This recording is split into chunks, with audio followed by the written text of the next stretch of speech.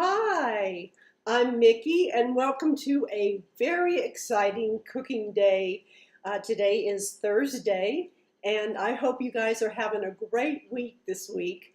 Our week has been wonderful. Well, for the last couple of days, though, we've had a gully of rain, so the river is really rising, and it's kind of neat to see it flow. It's really, really beautiful.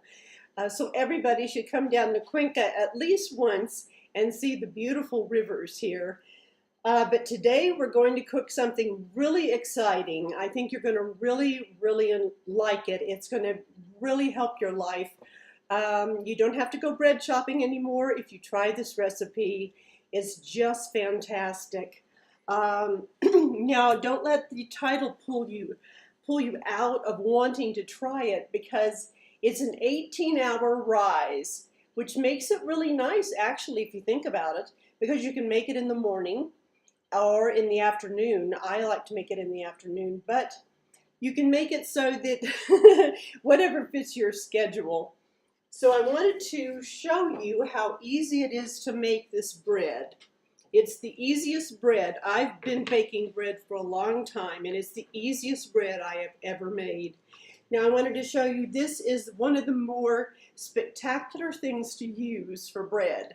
You're always trying to find a bowl that's big enough, and you don't have to worry about that. Just get a plastic container with a lid that goes to it, and you're just going to bake, mix the bread up, put the top on, and just set it aside for 18 hours. But let me show you how easy it is to make. You can try all kinds of flours. It's very fun to see what you come up with. I have made it with just about every flour on the planet, and not just flours, but you can use grains. You can cook some rice or any kind of grain that you like, and add that too. Now what you're going to need is 4 cups of some kind of flour or grain. So my favorite recipe is, I'm going to use 2 cups of just regular white flour. You need the white flour to make it rise well. Otherwise it'll be dense and flat. Now that's okay if you like it. It's going to be a bread that you will absolutely love. You can make sandwiches from it. You can do everything with it, and you don't have to go out and look for it in the grocery store, which makes it really exciting, right? And here I noticed that everything has sugar in it. So I tried to find a way to make it possible to have bread without having to have all the extra sugar and all the other additives and stuff.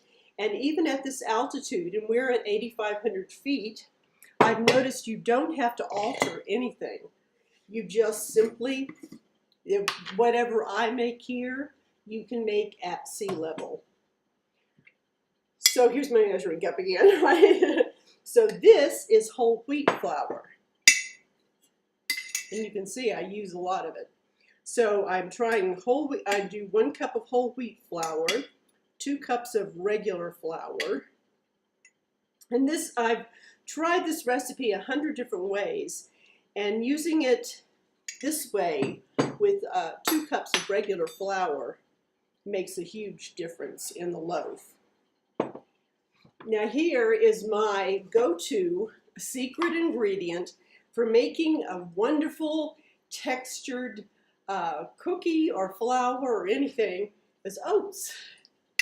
Now for the bread, you can either use your regular really dense oats and grind them up slightly, or you can get, like, I think the Quaker oats, the texture of that is just right because it's kind of flaky and it's really light. And you might not want to fix it for your morning oatmeal, but it is perfect for flour.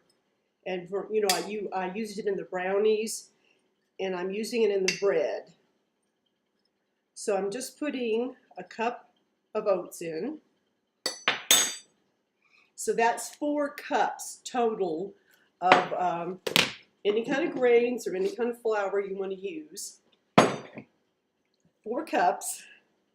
Now I'm just using a teaspoon of salt. You can use less salt if you want. You're going to get to know what your tastes are by just trying it out. So it makes it really fun, huh? I love the adventure of cooking in the kitchen and seeing what you can come up with. It's just one of my biggest treasures, I think. I really, really love doing that.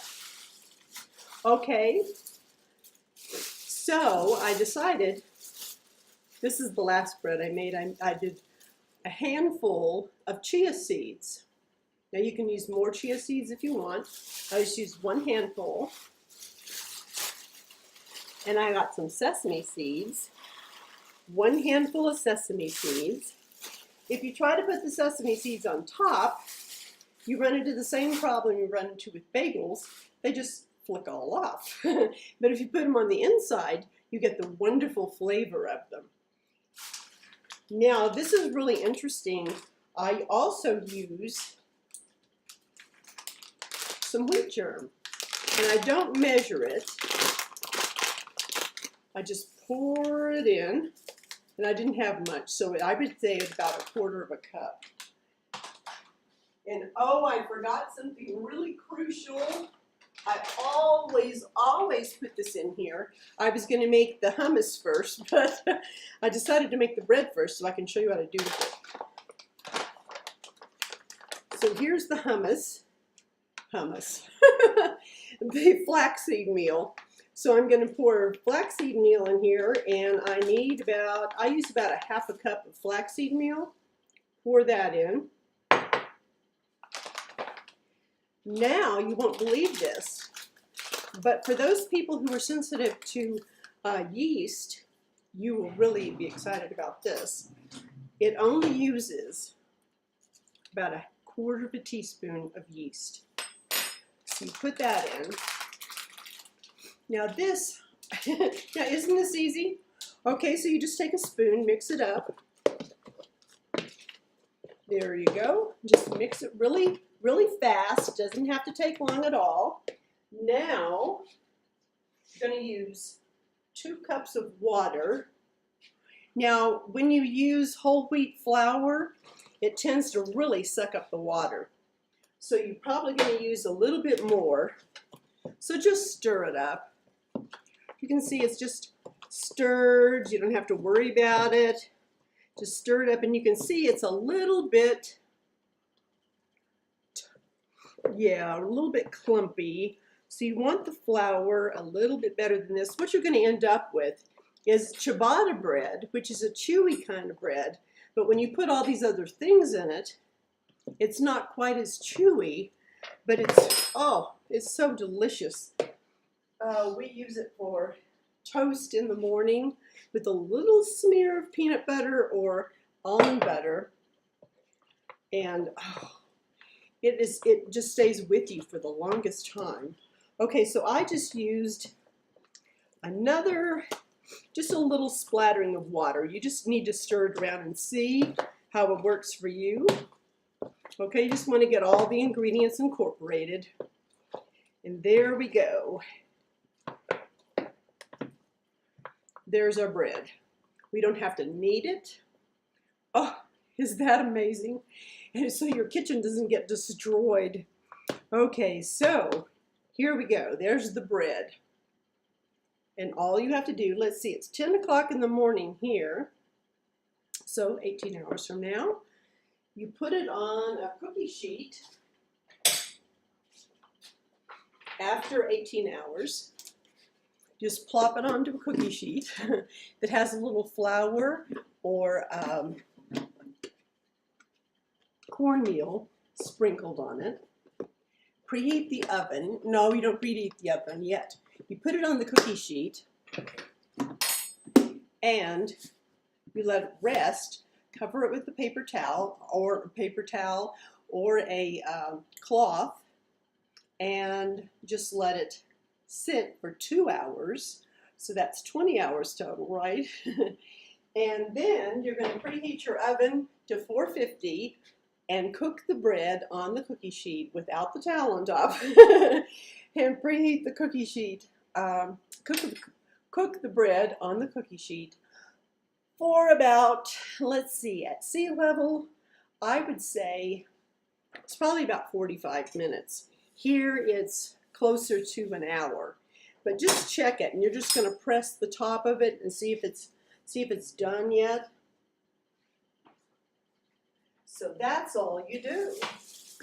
And here's what you come up with. I just made this yesterday. And here is the bread. You can see it has a little flour on top that I sprinkled so the cloth wouldn't stick. So look how big this piece is. Okay, so that's just from what I just made. So here is my trick now. I discovered that, okay, this is flat. So you're saying, how in the world am I going to get this in my toaster?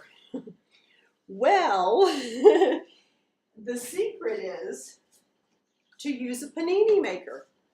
So I got this panini maker here. I even found it here. I had one at home in the States that was a really heavy-duty one. But this is not a real heavy-duty one, but it still works. So I plugged it in, and here's what I'm going to do. Just slice off the end.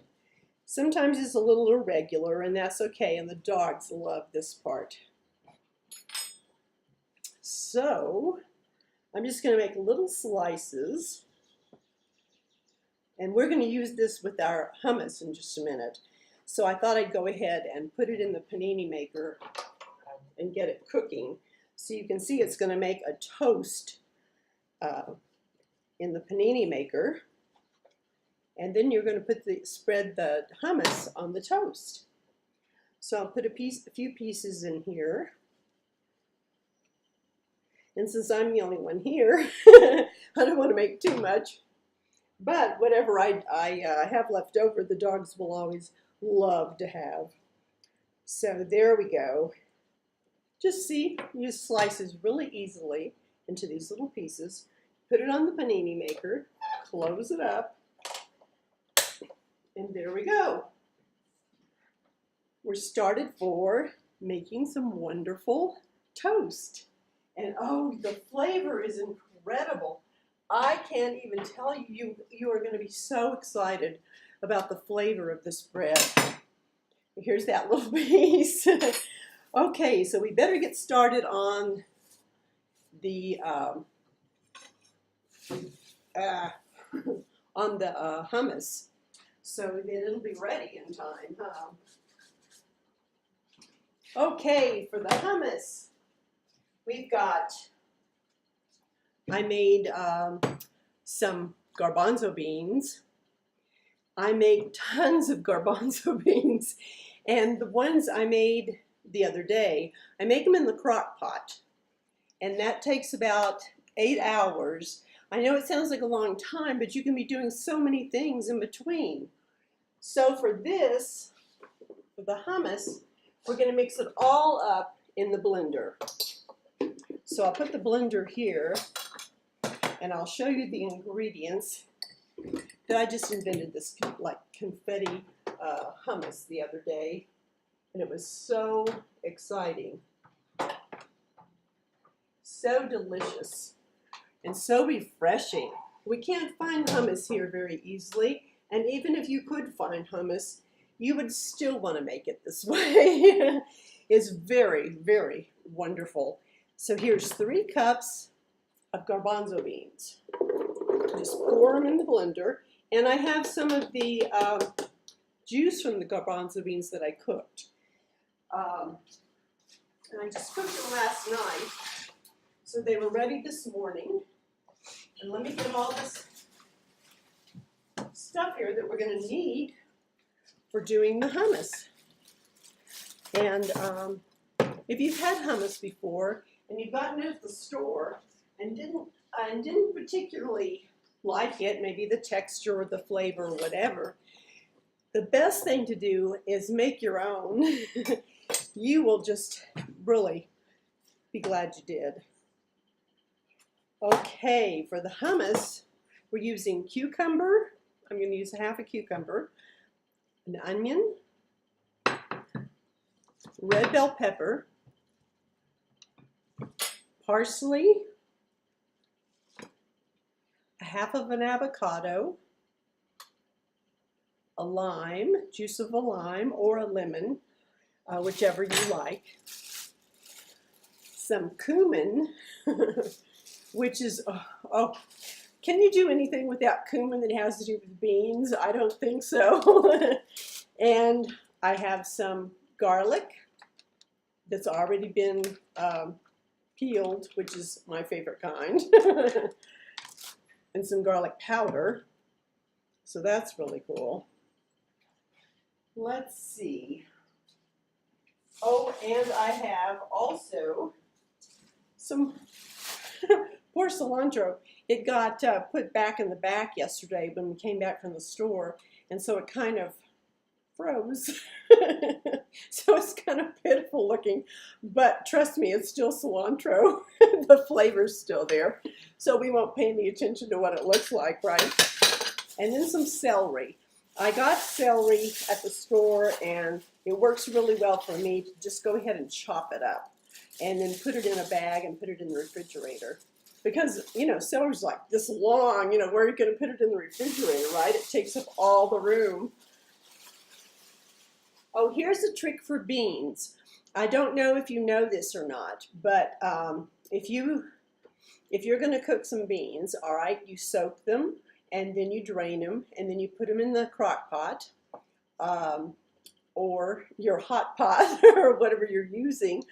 And then you put some, we say curcuma here. Trying to think of the name of it now. Anyway, the yellow spice. I go, oh, curcuma. We have to say curcuma.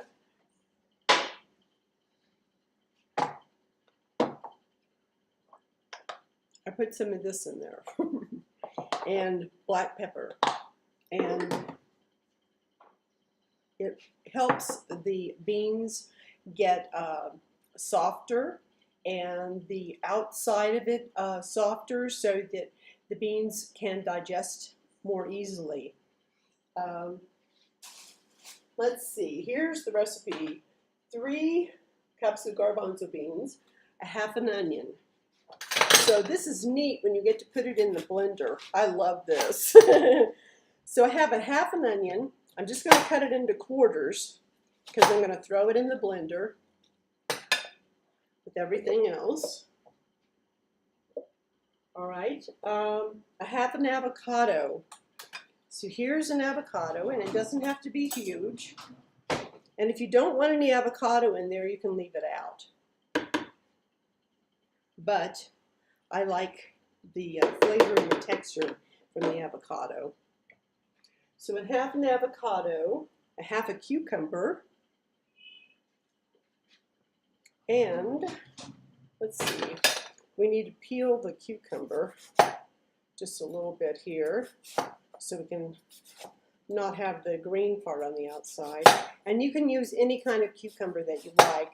Down here we have a couple of different varieties, but this is the good old US one that a lot of people are used to, and it works really great.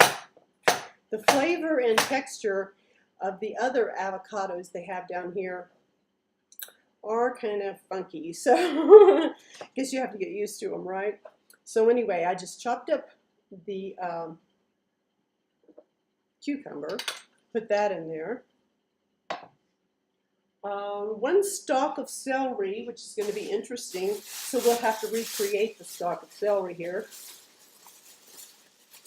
We'll just say, yeah, that looks like a stalk, right? It's not really, really that tricky. So you don't have to worry about being absolutely specific. You can add or take away anything that you like. Try it this way, and if you would rather try something else, then go ahead and do it. Nothing is carved in stone. So that's one of the things I love about cooking. You can create as you go, and you come up with some really fun things. So here's parsley. Now it says 1 tablespoon of parsley, but you know what? Today I feel like more parsley. So I'm going to try 2 tablespoons. So you can do 1 or 2. Let's see, or more. We should probably try to blend this for a second, because these beans are sort of taking up the world, huh? Okay, here I go, blending up.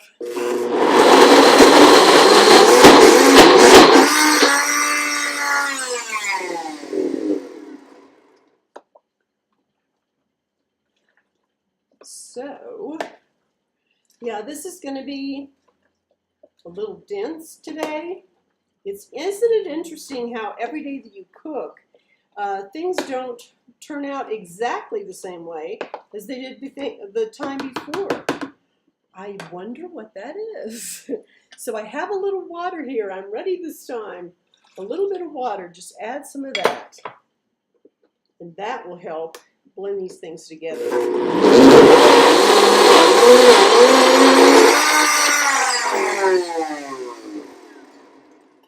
Okay. Well, this isn't wanting to blend up too much, so I have to push the heavy stuff down to the bottom. Try that. I don't want it to blend too much because I like it kind of grainy.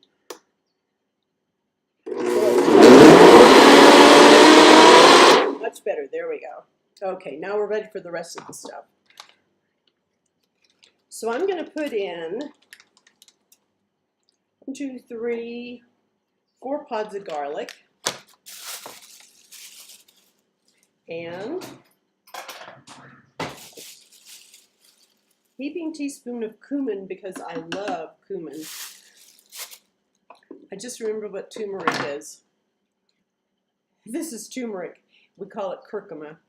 So turmeric is what you want to put in the beans. And you don't have to use a whole lot of it. You can use about a tablespoon in a big pot of beans, and that will be perfect. And then you could always add some later. So now we have parsley, we've got cumin. I'll put some cilantro in. I love the taste of cilantro. I was born and raised in Texas, and you can't you can't have salsa without cilantro. So you just can't have just about anything without cilantro. I think it just tastes so wonderful with any kind of vegetable dish that you make. Okay, here's 1, 2 tablespoons of cilantro.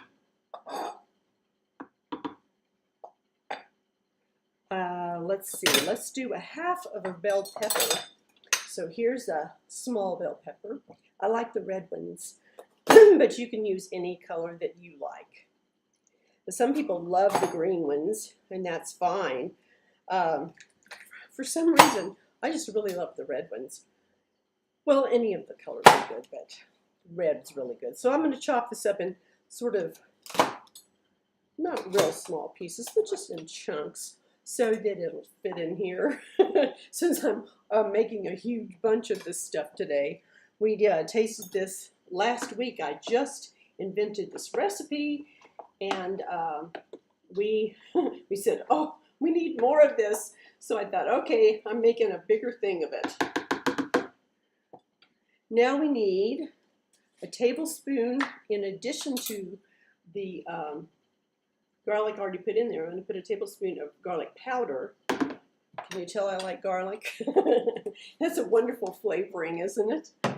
Okay, so there is the garlic. Let's see, juice of 1 lime. Be sure I used everything on my plate. I think I did. Okay, so I have a little lime here, and the limes here are really, really juicy. And if you don't have one of these guys, oh, go out and get one if you use juice, because, oh my goodness, it is amazing. I can't tell you how many times I've tried to squeeze all the juice out of the lime with my fingers. Doesn't work too well. So there goes half a lime and another half a lime. Okay. Now you could put sesame seeds in here. You could put anything that you want. Roasted peppers, if you like roasted peppers. In fact, let's see, I found this ahi powder. It's dry hot pepper. So I'm going to use that today just to see how it turns out. I'm not going to use very much of it, but I just want a little flavoring of the hot pepper. So have you had that hummus? I think they have it at Costco that has the hot pepper in it. Oh, I love that. But if you're not a hot pepper person, forget about the hot pepper, okay? There we go. Put a little bit of that in there just for flavoring. Now, I'm going to use a teaspoon of salt to start off with. And we're going to grind this up and see what happens.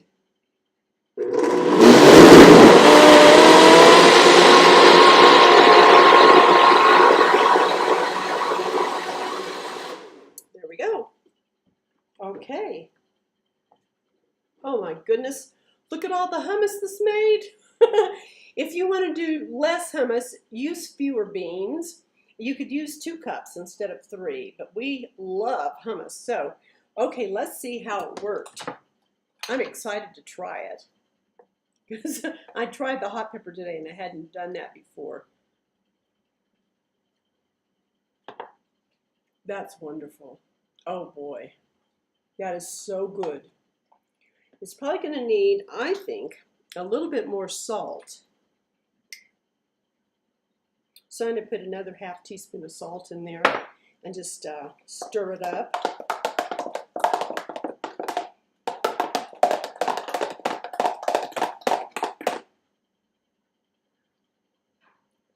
Oh, that is wonderful. You will absolutely love this. Now it ground up a little more than I usually do, but it's still, the flavor and the texture is fantastic. You can see it's very dense, but not too dense to go on a sandwich or a dip or anything. It's just great. Okay, I think, let's check our toast is ready. Yay! I think it's past ready. Let's see, did I put a plate over here? Yes, I think I have a plate. Okay. I'll just dry this plate off from the vegetables. And you can cut the toast into small pieces if you want, or do big pieces. But look what you have. Gotta see this. These are great pieces of toast. And these are going to be really crispy, so more like crackers. I'm going to do some tortillas for you later, let's see, next week. So you can see how to make tortillas that are unbelievably great. They have corn and flour in them, and no sugar and no oil, and they're just wonderful for sandwiches, or you can slice them up in little triangles or slits, slices, and put them in the oven, or you can even cook them in the panini maker. I use the panini maker for just about everything. Okay, so here's the toast. It's a little warm. I'm going to put a little panini on here. I mean, not a panini. A little hummus on here. There's my hummus. And we'll try it out. Oh. I can't wait for you to try this. Oh, this is delicious. You can use this for snacks in between meals, or you could use it for an actual meal. We've had it for meals and with a little salad, and it's just amazing. Oh, this is so good. I'm having this for lunch. So that is our 2 recipes for today. I'm getting really ambitious doing more than 1 recipe at a time, but I thought that this goes together, so I thought you might really enjoy seeing how to use what you make. Let's see, the bread you're going to be so excited about. Now, don't worry when you dump the bread out after it's rested for 18 hours. Just put it on a cookie sheet, and it's going to be sort of in a mound. That's okay. Just kind of press it out a little bit, and you can put a little flour on your hands. Press it out a little bit into a shape so that it's kind of like the shape I showed you. And it'll spread out a little bit when you cover it and wait for it to rise for 2 more hours. Now the recipe will be on our website this week, so if you didn't get everything, don't worry about it. But in the meantime, while you're waiting for the bread to cook, you can make some hummus and try it on sandwiches or dips, and I think you're going to really, really enjoy it. Thank you so much for coming on our wonderful journey, and food as medicine is going to be a great adventure. It's so neat to discover new foods and new ways to use foods you've always eaten. So I really enjoyed visiting with you today, and I hope that you try the recipes and let me know how it goes. Had a wonderful time, and I will see you next week. Bye-bye.